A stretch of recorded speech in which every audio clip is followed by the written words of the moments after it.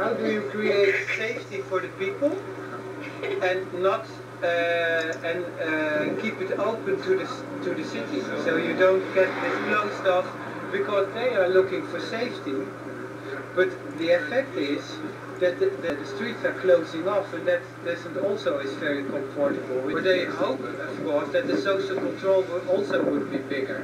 How do you create openness and closeness? Yeah, it's very quiet, and it's still in the area of the city, so it's the houses are still a little bit payable here, because most people who live here used to live in the center of the city. Okay. And most people get kids, and want to have a bigger house, and this is the only opportunity to have a little bit bigger house which you can afford. Our garden is approximately 10-12 meters deep.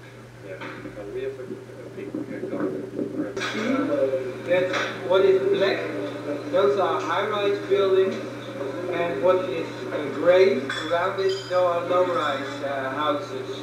So what they tear down now are mostly the high-rise houses, because what people want now more and more is to have this one family rounded houses.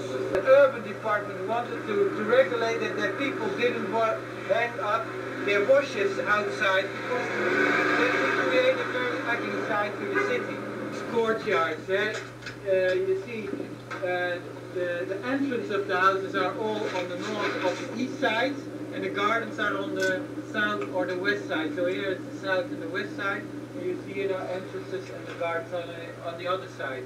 But here you get this space for these people who live here, this greenery, and you get this intermediate space, which is kept by the council, and behind it there are the private gardens. And well, a lot of those designs of the 50s you can still recognize, but that are not so well, not so good maintained anymore. People are sick of sun, air, and greenery, and this was built by the Luxembourgish architect Rob Krier. And Rob Krier is an urbanist who made a very nice study of medieval spaces, how you enclose spaces, how you make coziness, intimate spaces, really urban spaces. And he's very popular now in Holland because he builds what the people want, just tiny, cozy corners, spaces, streets, and we also have here the way of dealing with this sort of poles. They are not maintained, they are not kept. And you see how people are using now the public space. They make it, they encroach it, and they take it, how do you say, they use it as if it's a sort of extension of their own house. So this is again a traditional way of making a city. Here, those